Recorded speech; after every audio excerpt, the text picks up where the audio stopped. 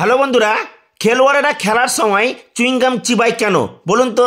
ভাবছেন শখ করে? না, আসল কারণ জানলে হয়তো আপনার বিশ্বাসই হবে না। আচ্ছা বন্ধুরা, আপনি কি জানেন লেপ বানাতে কেন লাল কাপড় ব্যবহার করা হয়? আসল কারণ জানলে হয়তো চমকে যাবেন। বন্ধুরা, এরকম ইন্টারেস্টিং ফ্যাক্ট নিয়ে আজকের ভিডিও শুরু করছি। আর বন্ধুরা, শুরু করার আগে যদি আপনারা আমার চ্যানেল নতুন থাকেন অবশ্যই সাবস্ক্রাইব করে দিন। সাবস্ক্রাইবের পাশে অল বাটনটা অবশ্যই অন রাখবেন, যাতে আমি যখন নতুন কোনো ভিডিও আপলোড করব আপনারা সঙ্গে সঙ্গে পেয়ে যাবেন, দেখে নিতে পারবেন। কখনো কি ভেবে দেখেছেন বেশিরভাগ ক্ষেত্রে লেপ বানাতে কেন লাল কাপড় ব্যবহার করা হয়? গুটি গুটি পায়ে এসে হাজির শীতকাল, আর শীতকাল মানেই নলেন গুঁড়ো, নাড়ু, কমলা লেবু আর সঙ্গে লেপ কম্বলের আরাম। যতই কমফোর্টার আর ব্ল্যাঙ্কেটের রমরমা হোক না কেন, শীত ছুঁই ছুঁই সময় এলেই বাঙালির ঘরে ঘরে লেপ তোষক বানানোর ধুম পড়ে যায়। এই সময় বাড়িতে বাড়িতে যেমন দেখা যায় শীতের পোশাক ও কম্বল, লেপ রোদে দেওয়ার হিড়িক, তেমনই চোখে পড়ে এক চেনা দৃশ্য। লেপ ও তোষকের দোকানে ছেয়ে যায় লাল আভায়, কারণ লেপ মানেই যেন তুলোয় মোড়ানো লাল কাপড়। কিন্তু কখনই কি ভেবে দেখেছেন লেপ বানাতে বেশিরভাগ ক্ষেত্রেই লাল কাপড়ই কেন ব্যবহার করা হয়? চলুন তাহলে জেনে নিই। লেপের কভারে লাল রঙের পিছনে কি নির্দিষ্ট কোনো কারণ আছে, নাকি এর পিছনে রয়েছে অন্য কোনো গল্প?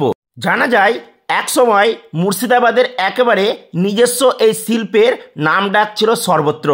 লম্বা আঁশের কার্পাস তুলোর বীজ ছাড়িয়ে লাল রঙে চুবিয়ে শুকিয়ে ভরা হতো মোলায়েম সিল্ক ও মখমলের মাঝখানে। এই মখমলের রং ছিল লাল, সুগন্ধের জন্য দেওয়া হতো আতর। এখন অবশ্য বেশি দামের কারণে মখমলের কাপড় ব্যবহার হয় না, কিন্তু লাল কাপড় ব্যবহারের প্রথাটা চালু রয়েছে আজও।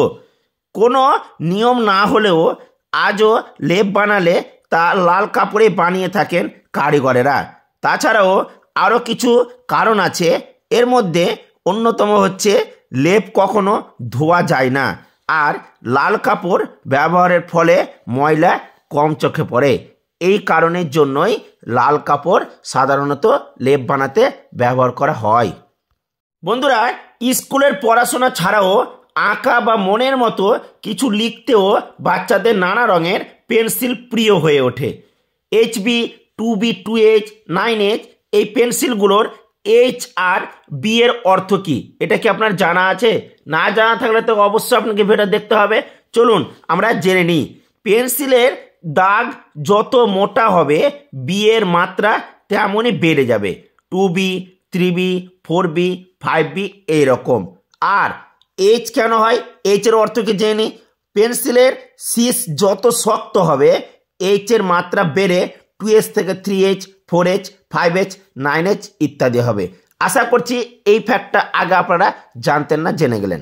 বন্ধুরা, আগের মতো আজকেও আপনাদের কয়েকটি স্পেশাল ফ্যাক্ট জানিয়ে রাখবো। তার মধ্যে প্রথমটা হলো 1 থেকে 999 অর্থাৎ 999 পর্যন্ত বানান লিখতে গিয়ে এ বর্ণটি আপনি কোথাও পাবেন না। এই বর্ণটি প্রথম ব্যবহার হয় থাউজেন্ডস বানান লিখার সময়। ইংরেজি বর্ণমালায় প্রথম অক্ষর হওয়া সত্ত্বেও তাকে অপেক্ষা করতে হয়। তাই বলছি বন্ধুরা, সময় আর সুযোগ সবার জীবনে আসেই, প্রয়োজন শুধু ধৈর্যের। এবার 2 নম্বর স্পেশাল ফ্যাক্টটা আপনাদের জানিয়ে রাখি। আপনি কি জানেন বা শুনেছেন জাপানি শিশুরা 6 বছর ধরে একই ব্যাগ ব্যবহার করে এবং কেন জানেন? চলুন জেনে নিই। জাপানি শিশুদের স্কুল জীবনের শুরুতেই রান্ডাসেরু নামক এক ধরনের স্কুল ব্যাগ দেওয়া হয়। এই ব্যাগ তারা প্রথম থেকে 6ষ্ঠ শ্রেণী পর্যন্ত ব্যবহার করে। জাপানি শিশুদের বিদ্যালয় থেকেই সময়তা ও বন্টন গড়ে ওঠে। অল্প বয়স থেকেই তাদের জিনিসপত্রের যত্ন নিতে শেখানো হয়। রান্ডাসেরু এই যত্ন নেওয়ার শিক্ষার একটি অংশ। এই ব্যাগের ভেতর দিয়ে একটি শিশু প্রথম দায়িত্বশীল মানুষ হিসাবে আত্মপ্রকাশ করে। তারা নিজেদের সম্পদ যত্ন করতেও রক্ষা করতে শিখে, কিন্তু আমাদের দেশে এরকম হয় না। এবার আমরা জেনে নিই খেলোয়াড়েরা খেলার সময় চুইংগাম চিবায় কেন। এটা কি শখ করে? আসল কারণ কিন্তু অন্য আছে। চলুন তাহলে জেনে নিই। শুধু ক্রিকেটারই নয়, ফুটবলার বা অন্যান্য যে কোনো খেলার সঙ্গে যুক্ত খেলোয়াড়দের দেখা যায় চুইংগাম চিবাতে।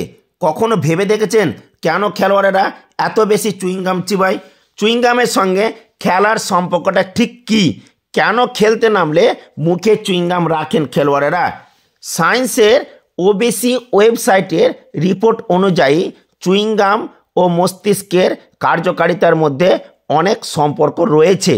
আমরা যখন কিছু চিবিয়ে থাকি তখন আমাদের মুখের রিসেপ্টরগুলো স্বাদ অনুভব করে, পাশাপাশি চোয়ালের নড়াচড়ার কারণে চাপও অনুভব করে মুখের রিসেপ্টরগুলি, যার কারণে এই রিসেপ্টরগুলি অবিলম্বে মস্তিষ্কে সংকেত পাঠাতে শুরু করে। এরপরে মস্তিষ্ক এই সংকেতগুলিকে ডিকোড করে। ডিকোডিংয়ের এই প্রক্রিয়া মস্তিষ্ককে আরও সক্রিয় করে, ফলে ব্যক্তি আরও মনোযোগ দিতেও মনোনিবেশ করতে সক্ষম হয়। রক্তের চাহিদা বেশি থাকায় হৃৎপিণ্ড দ্রুত স্পন্দন শুরু করে। এভাবে মাংসপেশিতে রক্ত সরবরাহ বৃদ্ধি পায়, ফলে চুইংগামের সঙ্গে মস্তিষ্কের কার্যকারিতার একটি সম্পর্ক রয়েছে। খেলার জন্য ঠিক যতখানি প্রয়োজন দৈহিক সক্ষমতা, ততখানি প্রয়োজন মানসিক স্থিরতা, একাগ্রতা এবং খেলায় মনোনিবেশ করতে পারলেই ভালো খেলা সম্ভব। সারা বিশ্বের প্রচুর খেলোয়াড়েরাই বারংবার স্বীকার করেছেন কথা। খেলোয়াড়েরা খেলার সময় যখন চুইংগাম চিবায় মনোসংযোগ বাড়ে, হৃৎপিণ্ড দ্রুত স্পন্দন শুরু করে, যার কারণে পেশিগুলি বেশি করে রক্তক্ষরণ করতে সক্ষম হয়। শুধু তাই নয়, চুইংগাম চিবানোর কারণে দেহের ক্লান্তি দূর হয়। চুইংগামও স্ট্রেস লেভেল কমায়। চুইংগাম সেরাটোনিন নামক হরমোন নিঃসরণ করে, যা মস্তিষ্ককে শিথিল করে। চুইংগাম মুখ ভেজা রাখে, তাই খুব বেশি পিপাসা লাগে না। বন্ধুরা, আজকে খুব গুরুত্বপূর্ণ ফ্যাক্টগুলি আলোচনা করলাম। অবশ্যই আপনাদের ভালো লাগবে।